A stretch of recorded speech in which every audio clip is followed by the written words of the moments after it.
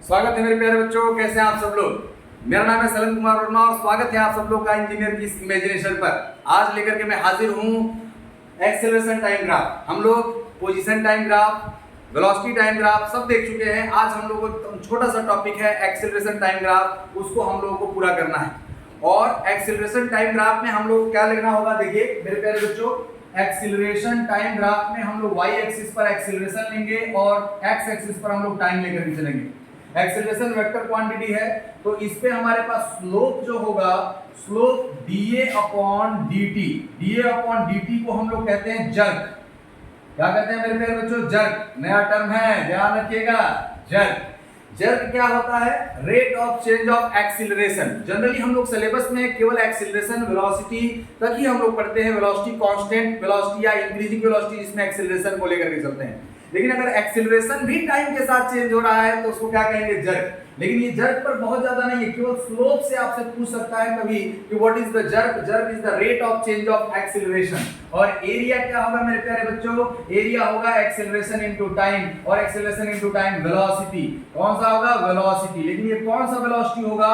अगर हम लोग कहें कि ये जो वेलोसिटी है एक इंटरवल ऑफ टाइम में होगा तो ये एवरेज वेलोसिटी होगा। कौन सा वेलोसिटी होगा? Average velocity. एवरेज वेलोसिटी, इस बात को थोड़ा ध्यान रखना है। ये कौन सा वेलोसिटी होगा? Average velocity. यानी एक्सीलरेशन टाइम ग्राफ पर मेरे प्यारे बच्चों हम लोगों को जो स्लोप मिलेगा वो dA अपॉन dt यानी rate of change of acceleration is known as jerk. हमें जर्क मिल जाएगा। और एरिया अगर हमें लेना होगा तो एवरेज वेलोसिटी देगा। क्या देगा मेरे प्यारे बच्चों? Average velocity. अब वेलोसिटी पॉजिटिव या नेगेटिव होगा ये भी हम लोग देख सकते हैं। यानी अगर हमारे पास टाइम एक्सिस के ऊपर अगर वेलोसिटी है तो क्या होगा? पॉजिटिव, और टाइम एक्सिस के नीचे अगर है एरिया तो हमारे पास क्या होगा? नेगेटिव होगा। तो एरिया पर देखो, एक्सीलरेशन टाइम ग्राफ में जो है बहुत बड़ा और बहुत लेंदी हमारे पास इसमें कॉन्सेप्ट नहीं होता है। या तो एक्सीलरेशन कांस्टेंट होगा या तो एक्सीलरेशन नहीं होगा। तो हमने कहा कि मान लो अगर एक्सीलरेशन हमारे पास कह रहा है कि जीरो एक्सीलरेशन है तो स्लोप क्या हो जाएगा भैया? जीरो। जीरो एक्सीलरेशन का मतलब क्या होगा? हमने कहा कि कोई पार्टिकल, पहला अगर हम लोग कहें if particle moving with constant, मतलब या जीरो एक्सीलरेशन, जीरो एक्सीलरेशन,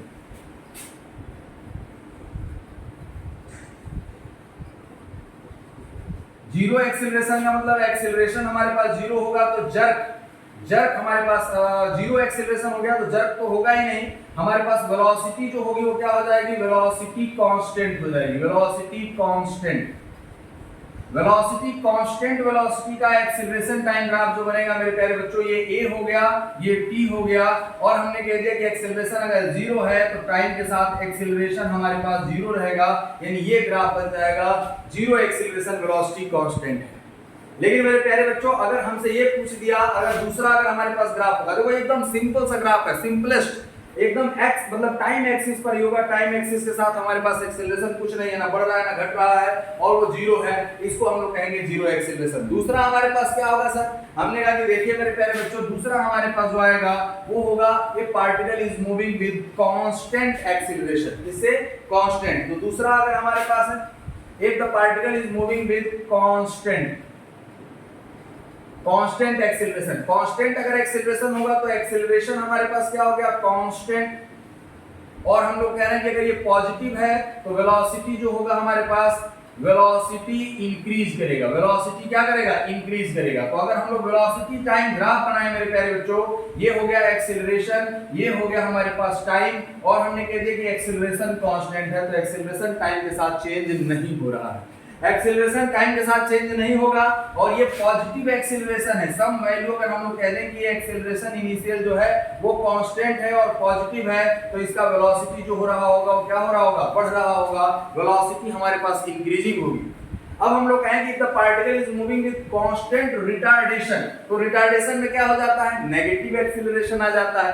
तो हमने कह दिया कि नेगेटिव एक्सीलरेशन होगा और वो भी कांस्टेंट है। तो हम लोग ये कहें नेक्स्ट जो ग्राफ बनता है मेरे प्यारे बच्चों, और नेक्स्ट क्या ग्राफ बनेगा और कैसे हमारे पास ग्राफ बनेगा, इस चीज को थोड़ा समझते हैं।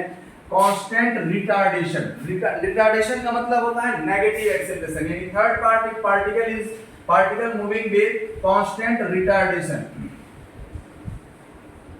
रिटार्डेशन तो रिटार्डेशन यानी एक्सेलरेशन क्या हो गया, नेगेटिव, कांस्टेंट है और नेगेटिव है, तो वेलोसिटी क्या होगा, डिक्रीज होगा। और वेलोसिटी डिक्रीज होगा मेरे प्यारे बच्चों, तो कैसे हमारे पास बनेगा, देखो एक्सीलरेशन a है और ये नेगेटिव में है, एक्सीलरेशन हमारे पास क्या है, नेगेटिव में है। एक्सीलरेशन, नेगेटिव एक्सीलरेशन का ग्राफ जो बनेगा हमारे पास, ये नेगेटिव वैल्यू आ जाएगी एक्सीलरेशन की, केवल और कुछ नहीं, स्ट्रेट लाइन, मतलब इसमें कर्व और का कोई लेना देना नहीं है, कोई तामझाम नहीं है, बहुत सिंपल फॉर्मेट में रहेगा। चलिए अब हमने कह दिया कि ठीक है सर, इसका प्रैक्टिकल एग्जांपल कौन कौन सा है तो इंजीनियर की इमेजिनेशन पर इतना तो होना ही होना है, प्रैक्टिकल एग्जांपल पे कैसे हमारे पास क्वेश्चन बनेगा। अब देखिए, अगर किसी पार्टिकल को हम लोग वर्टिकली अपवर्ड डायरेक्शन में थ्रो करते हैं, किसी भी पार्टिकल को वर्टिकली अपवर्ड डायरेक्शन में अगर हमने थ्रो कर दिया, if particle is throne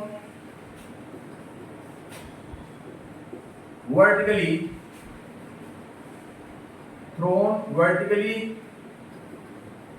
upwards, तो हमारे पास जो एक्सीलरेशन होगा वो -g के बराबर होगा और ये कांस्टेंट होगा, वेलोसिटी रिड्यूस होती जाएगी।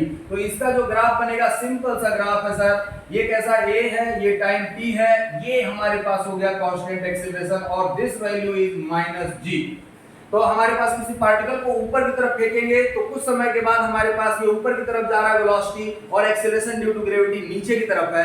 तो हमेशा अब हम लोग कहेंगे अच्छा, जब वो रिटर्न होकर के आएगा तब भी हमारे पास एक्सीलरेशन ड्यू टू ग्रेविटी नीचे ही है, उस वक्त हमारे पास वेलोसिटी में हमारे पास इंक्रीमेंट होगा और हम लोगों को वो समझना होगा। तो इनिशियल वेलोसिटी कितना है, नहीं है, कैसे इंक्रीज हो रहा है, कैसे डिक्रीज हो रहा है, इस बात को समझना है। मतलब अगर हमारे पास रिटार्डेशन है तो ये जरूरी नहीं है, रिटार्डेशन और वेलोसिटी भी नेगेटिव हो गया तो फिर वेलोसिटी बढ़ने लगेगा। हाँ, ये बात को समझना जरूरी है। हम लोग ये कहते हैं कि केवल रिटार्डेशन में हमारे पास वेलोसिटी मतलब घट ही रहा हो या नहीं, अगर दोनों हमारे पास नेगेटिव होंगे तो वेलोसिटी बढ़ने भी लगेगा। इस पर अगर आपको समझ में नहीं आएगा तो क्वेश्चन आप पूछ सकते हैं, ठीक है। अब देखिए मेरे प्यारे बच्चों, अगर हम लोग ये कहें कि किसी पार्टिकल को किसी बिल्डिंग से हम लोग नीचे की तरफ ड्रॉप कर रहे हैं, तो particle is drop from A height h, if a particle is dropped from height h, then acceleration time graph, to take downward direction हमने ले लिया,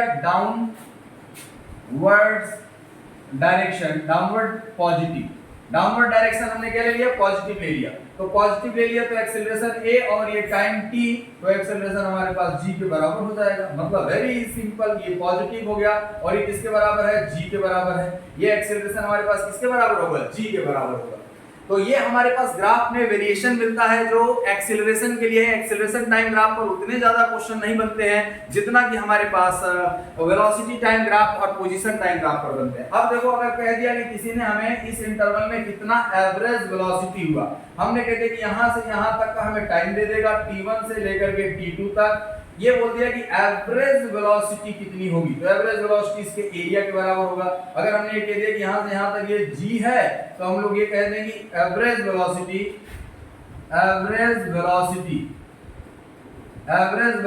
इज इक्वल टू हमारे पास a इज इक्वल टू जो हो जाएगा, sorry v is equal to हो जाएगा, ये हो जाएगा हमारे पास g और t2 माइनस t1, बस एरिया से। अच्छा, एवरेज वेलोसिटी होता कितना है, एवरेज वेलोसिटी का मतलब हमारे पास है, देखिए फाइनल एक्सेलरेशन अगर हम लोग कहेंगे एवरेज वेलोसिटी निकालते कैसे हैं, तो हमने कह दिया कि a is equal to delta v, देखिए delta v upon delta t। तो हम लोग ये कहते हैं कि delta v is equal to average velocity a delta t। तो हम लोग कहेंगे v final minus v initial is equal to a delta t, a delta t। कभी कभी हम लोगों से ये पूछ लेता है कि मैक्सिमम वेलोसिटी कितनी होगी, तो अगर वेलोसिटी इनिशियल दिया है तो फाइनल वेलोसिटी हम लोग फाइंड आउट कर सकते हैं कि मैक्सिमम वेलोसिटी का वैल्यू कितना आएगा। तो ये ध्यान रखिएगा कि एक्सेलरेशन टाइम ग्राफ पर जो एरिया देता है वो एवरेज वेलोसिटी देता है, और एवरेज वेलोसिटी कैलकुलेट हम लोग एरिया से कर सकते हैं पॉजिटिव। तो मेरे प्यारे बच्चों, आज के लिए हम लोग इस लेक्चर में बस इतना ही करते हैं, फिर हम लोग मिलेंगे अगले लेक्चर में नए एनर्जी और जोश के साथ। तब तक के लिए thank you to all of you, मिलते हैं नेक्स्ट वीडियो में।